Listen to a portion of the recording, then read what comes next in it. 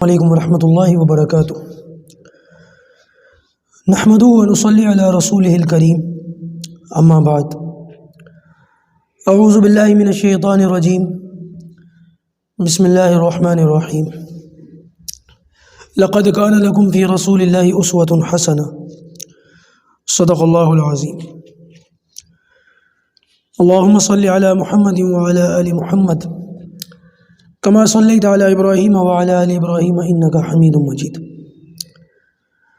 اللہم بارک علی محمد وعلی آل محمد کما بارکت علی ابراہیم وعلی آل ابراہیم انک حمید مجید۔ گزشتہ نشست میں بات یہاں تک پہنچی تھی کہ نبی کریم صلی اللہ علیہ وسلم کے پاس وفود آئے، اور کئی وفود آئے جنہوں نے اسلام قبول کیے، سوائے نجران کے عیسائی وفد کے، کہ پہلے تو ہم مباہلے کے لیے تیار ہو گئے، اور مباہلے کے بعد بالآخر ان لوگوں نے اپنی جان چھڑانے ہی میں عافیت سمجھی۔ اس کے بعد باری آتی ہے حجۃ الوداع کی، یعنی کہ وہ حج جو نبی کریم صلی اللہ علیہ وسلم نے خود فرمایا۔ 10 ہجری کے اندر نبی کریم صلی اللہ علیہ وسلم بنفس نفیس خود حج کے لیے تشریف لے گئے۔ سب سے پہلے تو یہ سوال پیدا ہوتا ہے کہ نبی کریم صلی اللہ علیہ وسلم نے اپنی پوری زندگی میں کتنے حج فرمائے؟ تو اس کا علماء نے ایک جواب یہ دیا ہے کہ نبی کریم صلی اللہ علیہ وسلم نے ہجرت سے پہلے ہر سال ہی حج کیا ہے۔ ہجرت سے پہلے آپ صلی اللہ علیہ وسلم کی زندگی میں جتنے بھی حج ہوئے ہیں، آپ ہر سال حج فرماتے تھے۔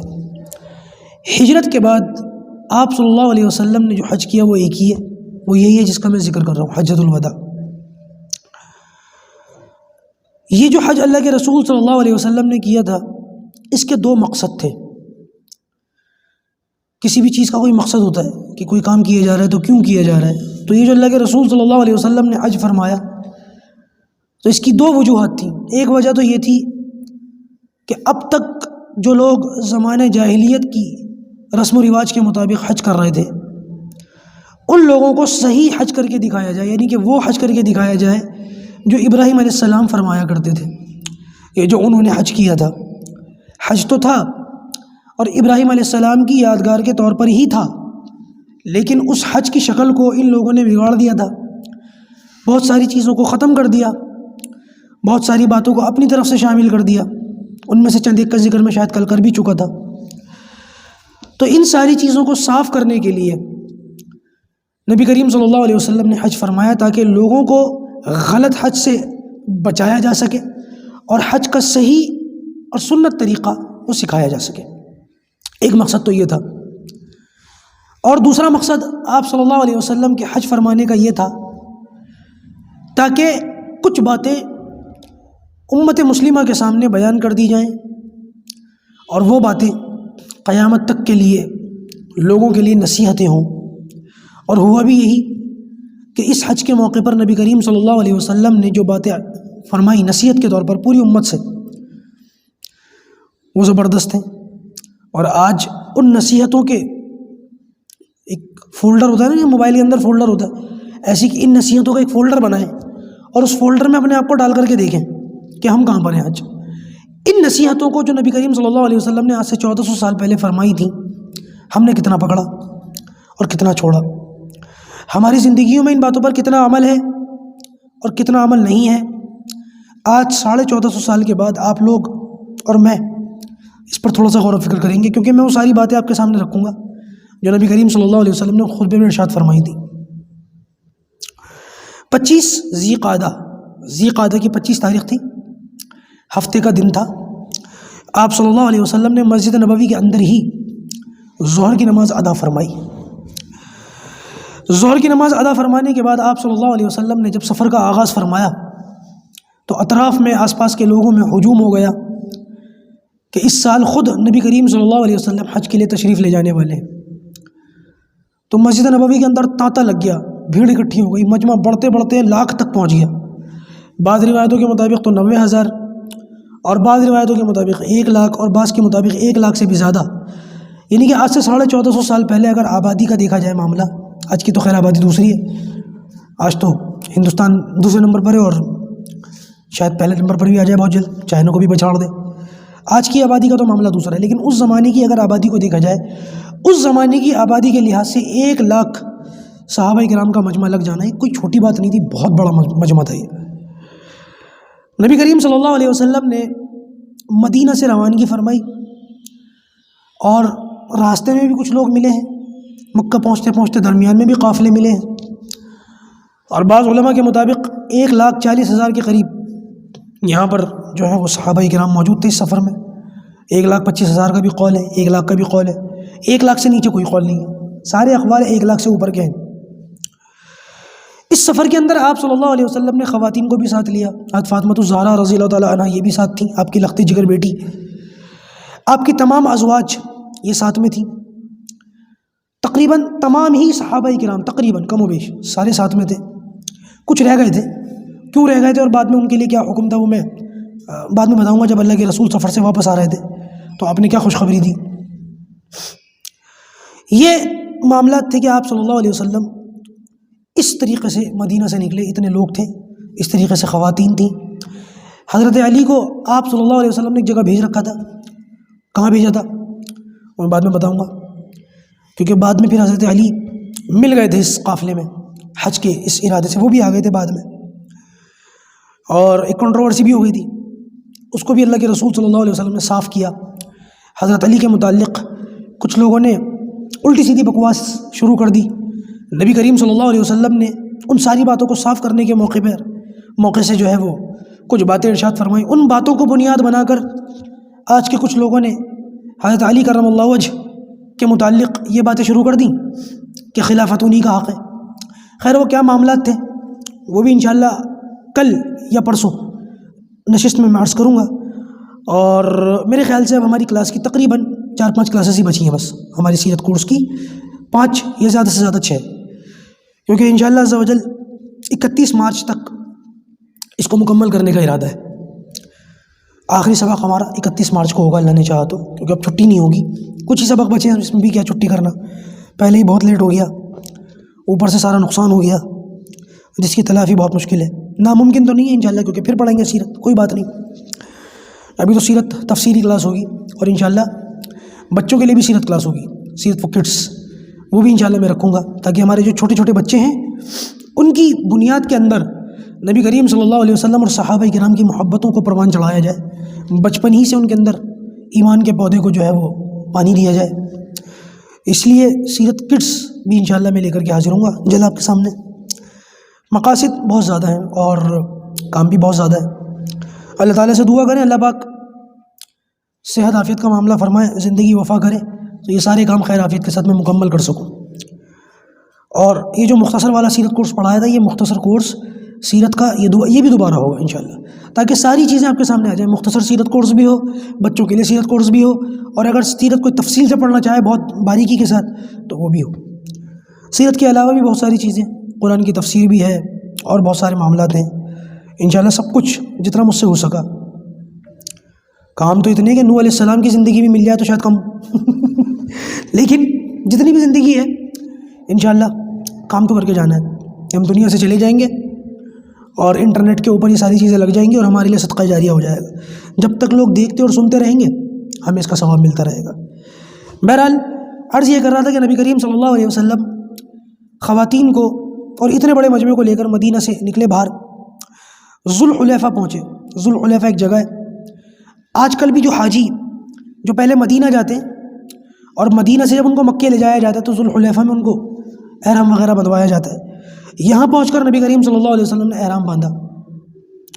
اب آپ صلی اللہ علیہ وسلم نے کون سا احرام باندھا، حج کی کون سی شکل تھی، اس میں علماء کا اختلاف ہے، کیونکہ حج کی اصل میں 3 شکلیں ہیں، اور جو حج تربیت کورس ہوگا، کیونکہ پچھلے چینل پر میں نے حج تربیت کورس کے متعلق ایک ویڈیو پوری ڈالی تھی، اس میں مکمل حج عمرے کا طریقہ میں نے سکھایا اور بتایا تھا، ساری چیزوں کے ساتھ وہ بھی ختم ہو گیا، کوئی بات نہیں۔ حج تربیت کورس انشاءاللہ قریب ہے، عید الفطر کے بعد حج کا سماں بن جائے گا تو اس میں حج اور قربانی کے مسائل بھی انشاءاللہ دیکھیں گے، کہتا رہا ہوں کہ انشاءاللہ جتنا بھی ہوگا اتنا کام کریں گے۔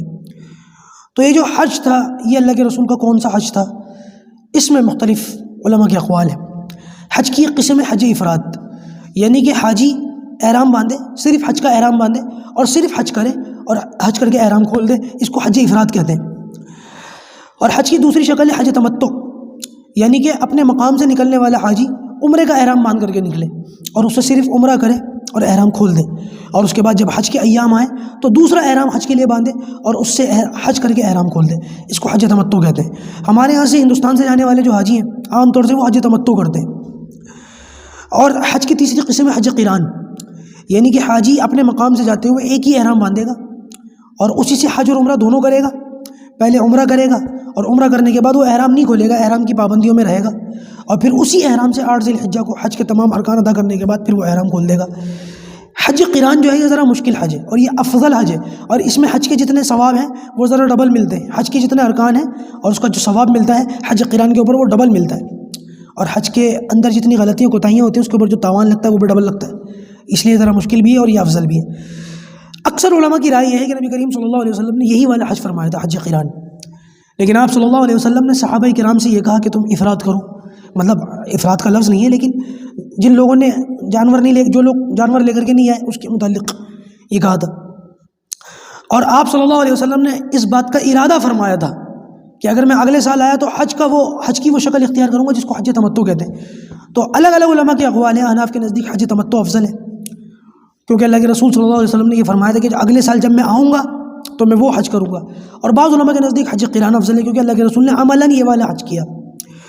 تو جو لوگ حج کے قریبی دنوں میں جائیں تو وہ ذرا حج قران ہی کر لیا کریں، وہ ذرا آسان ہے، اور اس کی جو ترتیب ہے اور تربیت ہے وہ انشاءاللہ حج کی تربیت کورس کے اندر ساری چیزیں آئیں گی، اس کی ساری وضاحت کروں گا، سکھاؤں گا انشاءاللہ۔ اچھا جی، آپ صلی اللہ علیہ وسلم یہ 7-8 دن کا سفر طے کرتے ہوئے اتوار کا دن تھا جب آپ صلی اللہ علیہ وسلم مکہ پہنچے، یعنی کہ ہفتے کے دن نکلے تھے، اتوار، پیر، منگل، بدھ، جمعرات، جمعہ، ہفتہ اور پھر اتوار آ گیا۔ یہ ایک ہفتے کا سفر کر کے اللہ کے رسول صلی اللہ علیہ وسلم مکہ مکرمہ پہنچے۔ وہاں پہنچنے کے بعد آپ صلی اللہ علیہ وسلم نے طواف فرمایا۔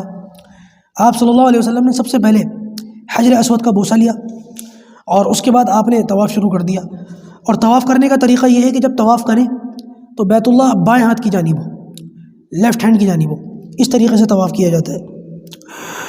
اور اس کے بعد آپ صلی اللہ علیہ وسلم نے، کیونکہ ہر چکر میں اس کا استلام کرتے تھے، ہر چکر میں وہاں تک تو نہیں پہنچا جا سکتا، آپ صلی اللہ علیہ وسلم نے ہر چکر میں حجر اسود کا استلام کیا، اور اس کے بعد مقام ابراہیم پر آ کر آپ صلی اللہ علیہ وسلم نے 2 رکعت نماز ادا فرمائی۔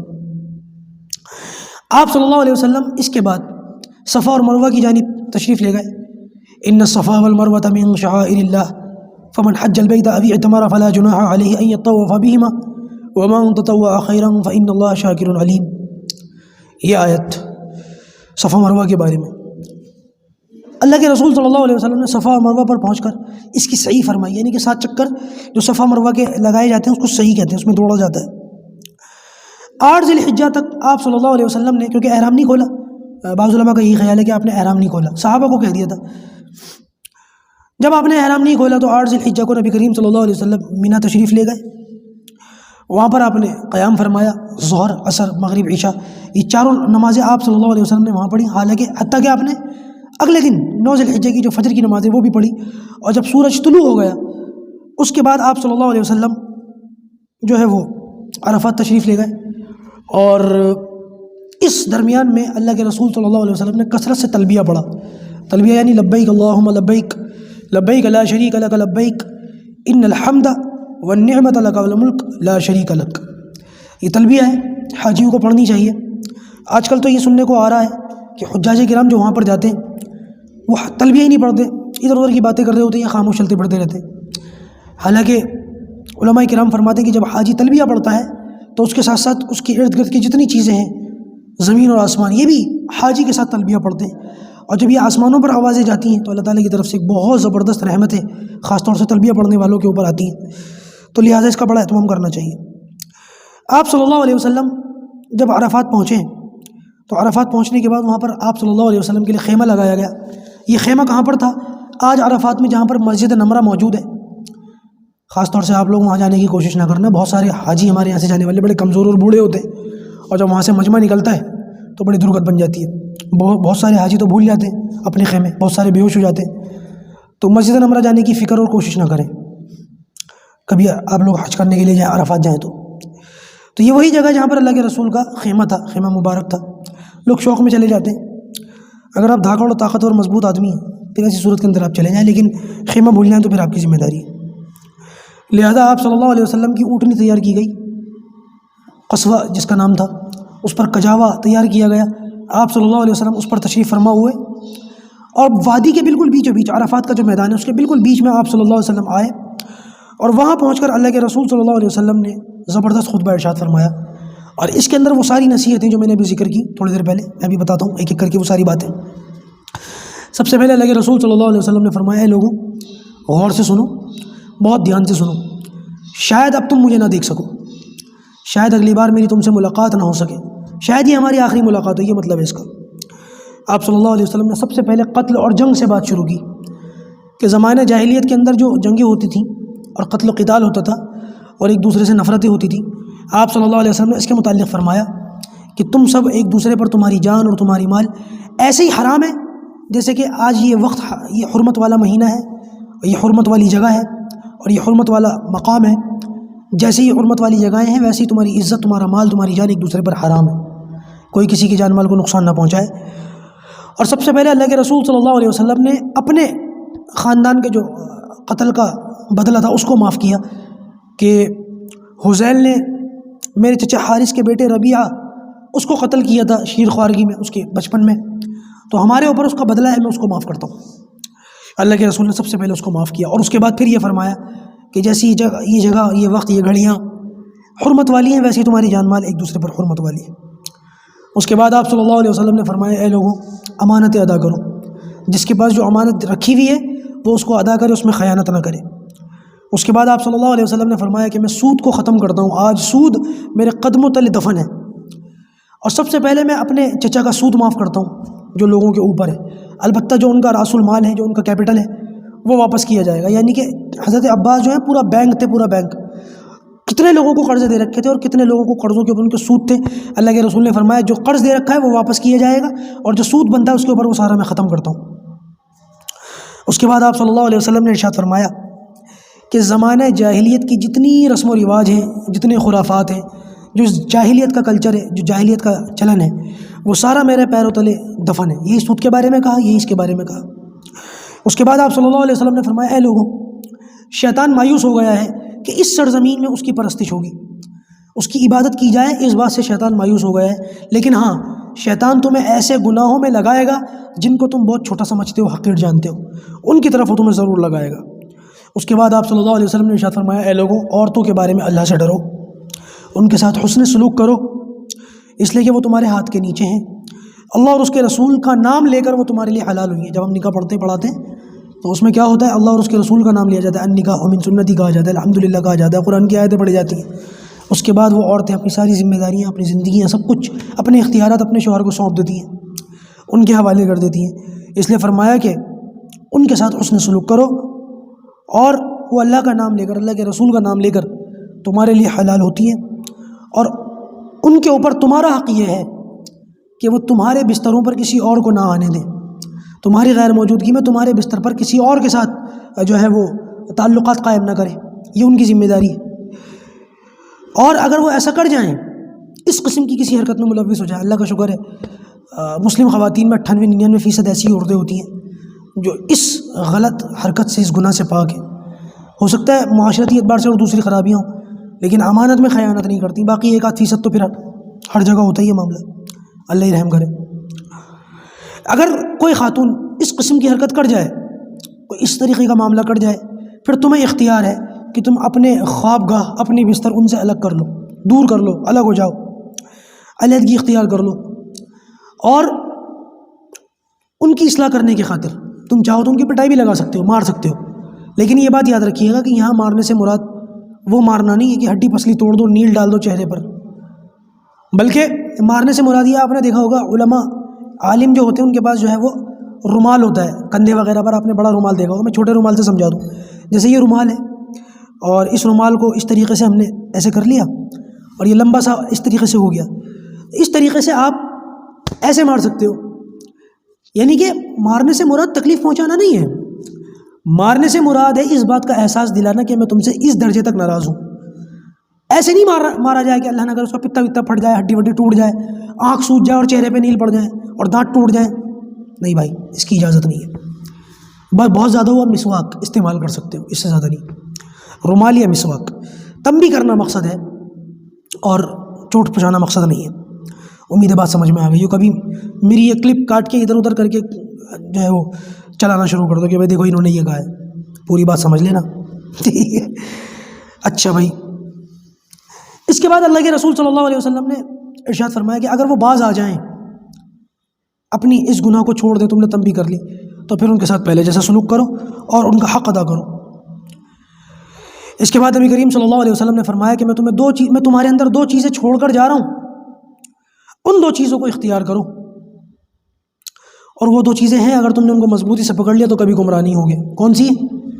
ایک اللہ کی کتاب اور دوسرا اللہ کے رسول صلی اللہ علیہ وسلم کی سنت.